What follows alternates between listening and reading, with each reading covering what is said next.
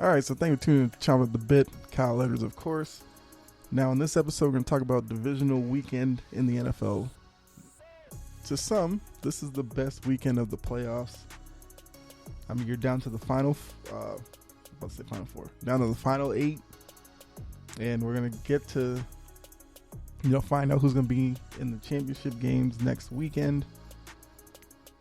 So for each conference, normally this is where you get your 4 division winners, unless there was an upset in wildcard weekend, which we did have one with San Francisco beating the Cowboys. So these are supposed to be your 4 best teams going against each other, and it's a good slate, a couple of good matchups. So this episode I'm going to break down the 2 games on Saturday, and then I'll do another episode for the 2 games Sunday. So the games on Saturday, we have the Bengals traveling to Tennessee to face the Titans at 4:30, and then the Niners are going to Green Bay to face the Packers at 8:15. So I'll do the same this episode as I've done with the other playoff episodes. Go through each matchup, kind of let you know when each team has the ball, what to look for, as well as when each team's on defense, what to look for. And then at that point, do my pick. Now, different from the regular season, since there are less playoff games, I'm doing not only just picking the winner, but I'm also doing the pick against the spread. So last week I went 6-0, just picking straight up, and I went 5-1 against the spread. So I had a pretty good weekend last week. This week I'm expecting it to be a little bit tougher because the teams are better, but we'll see how it goes. So with that, I guess we'll jump into the first matchup here. We have the Cincinnati Bengals, like I said, traveling to the Titans play Nashville? We'll say Nashville. To face the Tennessee Titans, who were the 1 seed in the AFC. So this is our first time seeing them in this playoff set. With the Bengals, they got here because they beat the Raiders last weekend. In kind of a big game for the Bengals in their franchise because, they ended their 30-year run, of, not winning a playoff game. So now, if you hadn't watched a lot of Bengals games this year, you saw last week kind of what, I've been saying that makes them kind of exciting going forward. Joe Burrow, Jamar Chase, that connection on offense is really exciting. Because with Chase, anytime he touches the ball, there's an opportunity for him to take it to the house. They have Joe Mixon, who's a good mix of power with little speed, and he can factor into the passing game. So offensively, they're diverse. Defensively, they're pretty good. I'm a little decent, we'll say. Unfortunately, when it comes to the matchup with the Titans, the Bengals aren't the best against the run. And for the Titans, they get Derrick Henry back. He's been activated. Now we'll have to see how much he plays. We know with him being a bigger back, I don't know. I'm just interested because if Derrick Henry's fully healthy and is 100% go, and he's out there his normal rate. I think during the season he was averaging 25, 30 carries a game, somewhere in there. At least it seemed that way. So if he can come out, do that, then I think it's going to spell for a long day for Cincinnati. And for Tennessee, it'll complete their offense because with Derrick Henry and A.J. Brown, Julio Jones when he is healthy, it gives Tannehill and that offense a lot of options. If Derrick Henry's going, you feed him.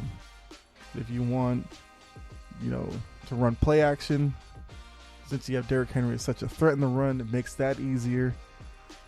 And if you can somehow get single coverage, on A.J. Brown or Julio, they can go over the top to one of those guys. So the Bengals will have their hands full in this matchup. And like I said, with the Titans, they had the week off last week because they earned the number 1 seed. So for them, they went through all year. They dealt with a lot of injuries. A lot of people thought that they were going to fall off because of especially the Derrick Henry injury. But they managed to navigate all that and still get the number 1 seed. So to me, they look like they could be a serious threat in this AFC playoff picture. Only because they dealt with so much and overcame so much. I think that it should make them like a mentally tougher team. And by getting more people involved, you kind of know where you can go if you want to give, one of your stars a little break for a couple of plays. Now you have people who are coming in that have had some experience throughout the season. So I guess we'll start with the Bengals since they come in as, the road team. So when the Bengals have the ball, the key for them is going to be the offensive line, because the Titans defensively can create a lot of pressure just with their front four. So if the Bengals can figure that out, then that means, the Titans will probably have to go to what they don't want to do and bring extra guys on defense in terms of blitz or whatever, which then takes more people out of coverage, which then could open it up because Cincinnati does have Higgins, Boyd, Chase as your kind of 3-headed monster in the wide receiver group. But if the offensive line struggles against the Titans front and they're getting consistent pressure on Burrow, then it could be kind of a struggle for Cincinnati in this one. And plus, dealing with that, we're going to have to see how Cincinnati comes out after the win last week. Because their core is kind of young. So are they going to come into this matchup and probably get too excited and maybe get off their game? Or are they going to come into this maybe learning something from last week and show some poise? So that's kind of a side thing to this matchup. Like I said, the Bengals offensive line is going to be key in this one. They have the ball. For Tennessee, defensively, works the other way around. If their front can take advantage of a weakness in the Bengals offense of their line, then they can spend, more energy with more guys in the back end to try to cover Chase, Boyd, and Higgins, and Mixon coming out of the backfield. Because with those guys, you figure with Chase, they'll probably run some double team with him because he's so dynamic.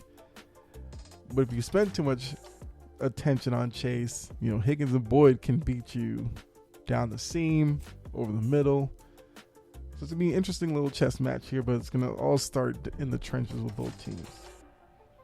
So now when the Titans have the ball, the obvious key here is Derrick Henry. How healthy is he? Are we going to see any lack of speed? I'm assuming the power is still there, but if he comes back and he can dominate as he did most of the year on the ground, then for Tennessee, they can play a ball control type. And if Cincinnati, let's say, gets it going early, then the key will be for Tennessee on offense, run clock, keep Burrow and that offense on the sideline. Now, if Tennessee's front's causing havoc on Cincinnati offensively, it's not going to matter as much. But Derrick Henry's the key when they have the ball. Maybe not even only for this matchup, because if they do get through Cincinnati, you're looking next week at possibly Buffalo or Kansas City. And those two offenses are pretty damn dynamic when they're going. So Derrick Henry will probably be even more important next week. So this week's going to be getting the rust off of Derrick Henry and seeing how he looks. Bengals defensively, I think it's going to have to be, was it Hendrickson? I think he's the defensive end on the right side.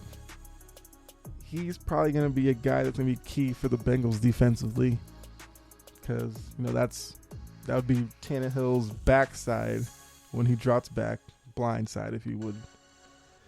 Since he's right-handed, he turns his back to the left side of the offensive line. So Hendrickson's be coming from that side. If he can get to Tannehill and possibly play a role in maybe blowing up some running plays for Henry, then they'll force Tennessee to have to rely on Tannehill to win it. Not saying Tannehill can't do it, but for Vrabel and that coaching staff, they don't want to solely rely on Tannehill to win these type of games. And that strategy would work better if Cincinnati's offense is going. Because if Cincinnati's offense is going and Cincinnati can somehow turn this game into a shootout, or Cincinnati could get up early, forcing Tennessee to throw the ball more. Like I said, I don't think that's what Vrabel and them want to do. So it would put more pressure on Tannehill to be almost perfect.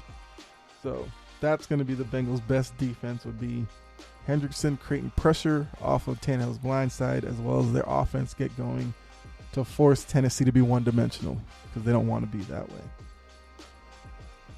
So saying all that, the line going into this game is Tennessee -4. Now, just for entertainment value, I do want to pick Cincinnati in this matchup because, like I said, I like watching them play.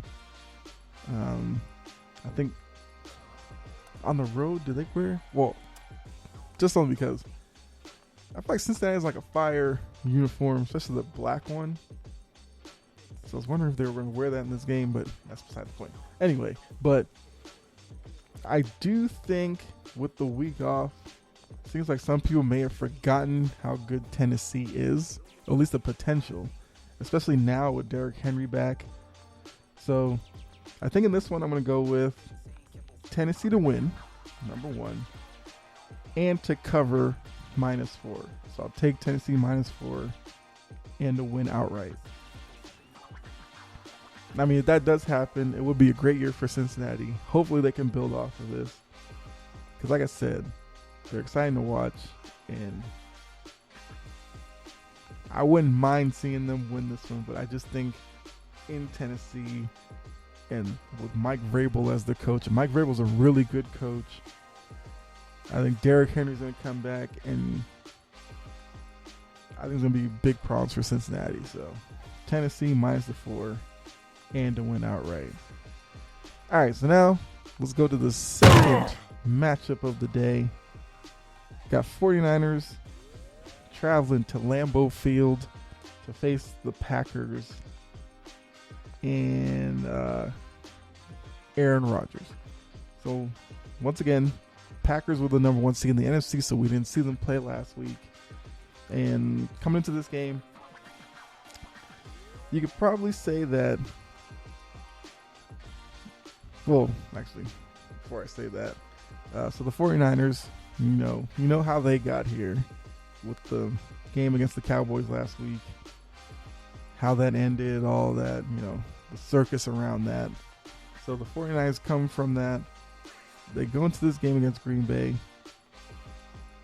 We'll have to see what Jimmy Garoppolo looks like, because coming out of the Cowboys game, they talked about how he had a shoulder injury that was affecting some of his throws.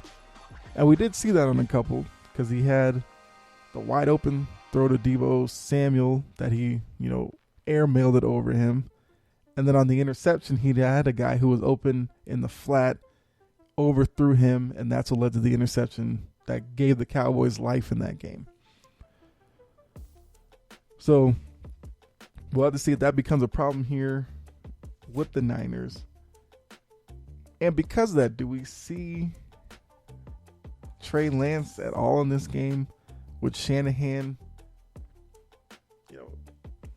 kind of just empty out the playbook, just go all in and, mix in Trey Lance a little bit here if Garoppolo struggles throwing the ball or whatever, and it seems like the shoulder's really a hindrance to him.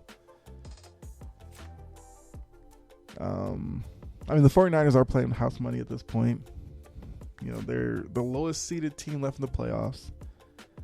They're going up against a team that a lot of people think is probably the Super Bowl favorite with Green Bay. So I just hope Shanahan, doesn't play conservative. He's, is ultra aggressive, and they just go for it. For Green Bay, like I said, 1 seed. Aaron Rodgers had a good year. I think he's the odds-on favorite to be the MVP this year. I don't know what I think about that, but that's for an episode down the line. We know what Green Bay is. They're Devontae Adams, who's one of the, depending who you ask. If you ask me, I would say he's probably the best wide receiver in the league. He's definitely in that question with, DeAndre Hopkins.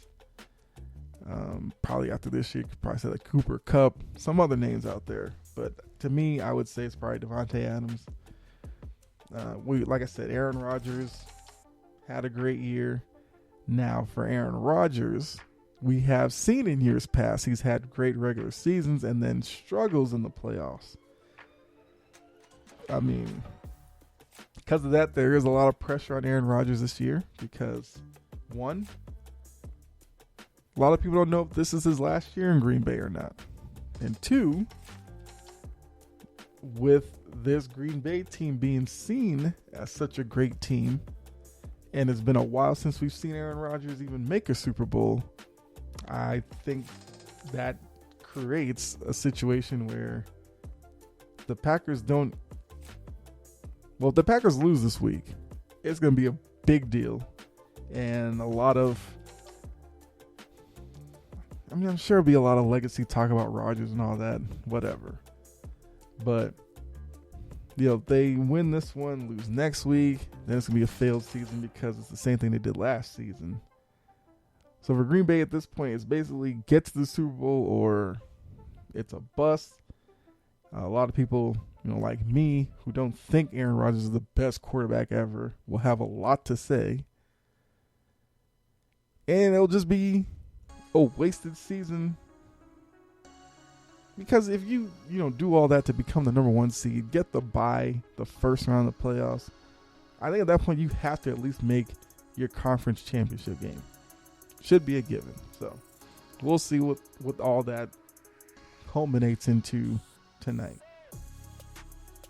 So once again, start with the road team. When the Niners have the ball, the key is going to be Garoppolo. Because there's going to be several moments in this game where he's going to have to come with big throws to extend drives, to finish off drives as well. Because you don't want to go into this game, get to the red zone to only kick field goals, which they did a few times in the second half against the Cowboys, which made that game closer than it probably should have been.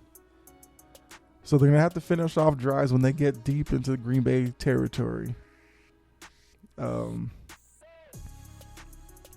Now, Deebo Samuel's going to be important as well, but if Garoppolo's shoulder causes him to miss the easy throws that come out, the throws over the middle to Kittle or a back leaking out into the flat, or Deebo Samuel gets wide open over the middle, this is a game where Garoppolo's going to have to hit on all of those, and they have to protect the ball, so no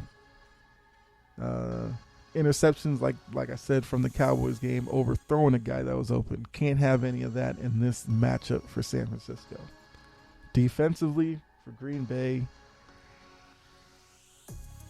I would say it's containing Deebo Samuel, because we know we're going to see Samuel lined up different spots. Could be on the outside, in the slot, sometimes in the backfield, or sometimes he motions in from the outside to the backfield, and they'll run like play action with him. So identifying where he is on the field, where he moves before snap, and finding him out in coverage. That's the key for Green Bay defensively. On the flip side, when Green Bay has the ball, I think at this point the main thing with Green Bay is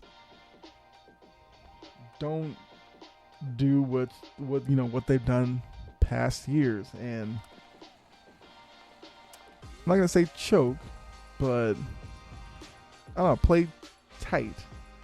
For playoffs, yes, the atmosphere and all that creates a crazy environment, but usually the teams that stay the loosest wins in the playoffs. Because if you let the atmosphere get to you, you'll have instances where, all of a sudden tight window throws that Rodgers was making in the regular season, he's missing on. Or instances in the regular season where he may scramble a little bit and take off. Now he doesn't do it. So stuff like that, you can't see that at this point. So Green Bay has the ball. Just do what they do. You run the ball with A.J. Dillon or Aaron Jones. I believe Aaron Jones. Aaron Jones should be back, right? Yeah, he's not on the injury report. So use those two guys, get settled in, and then open up the offense. Defensively for San Francisco,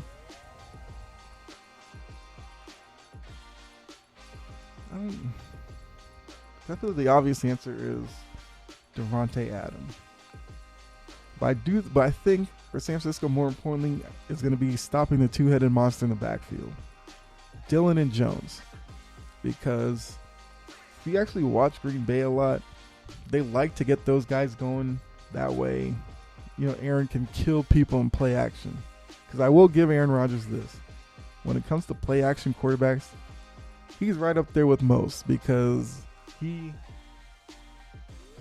don't know, it's just something about the way he does it where, he extends the ball out way out there and then pulls it in real quick, that he seems to fool defenses a lot more than other quarterbacks do in play action. I don't know if that makes sense, but because that's the whole point of play action. Get your running game going, that way defenses are looking for it. Then dropping back like it's another run again, only to pull it back, go over the top to Adams or Lazard. I know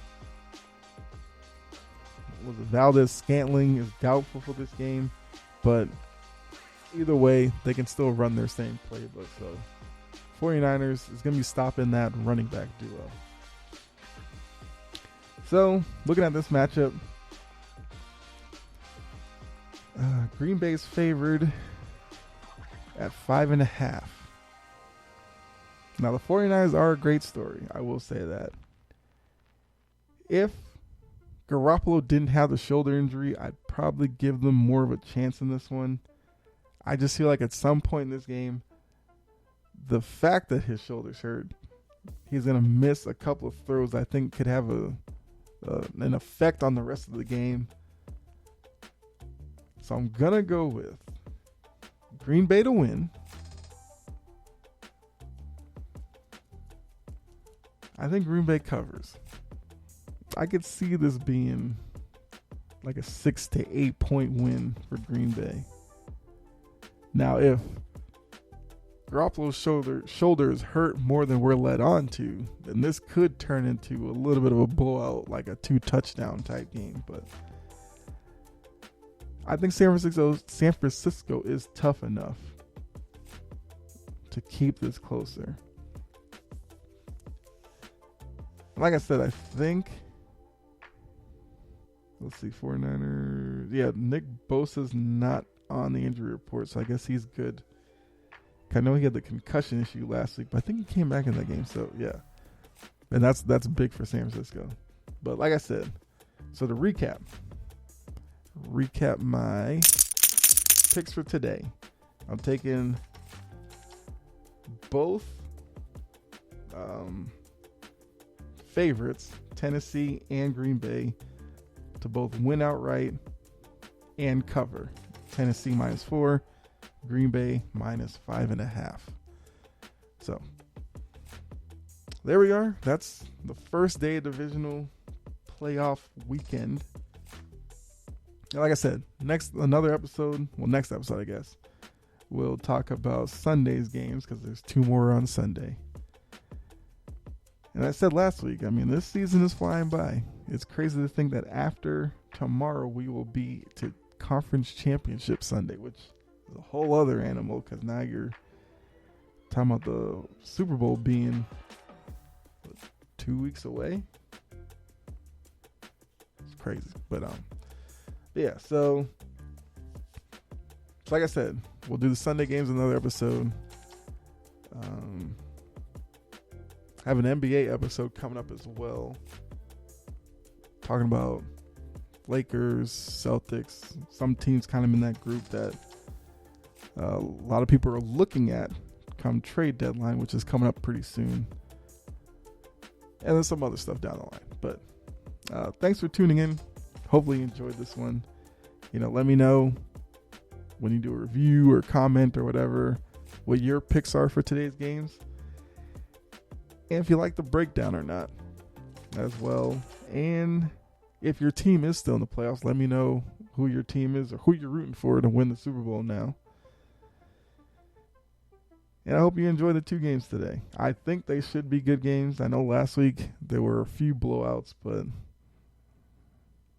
yeah, I'm not expecting that today. Or tomorrow, but we'll see.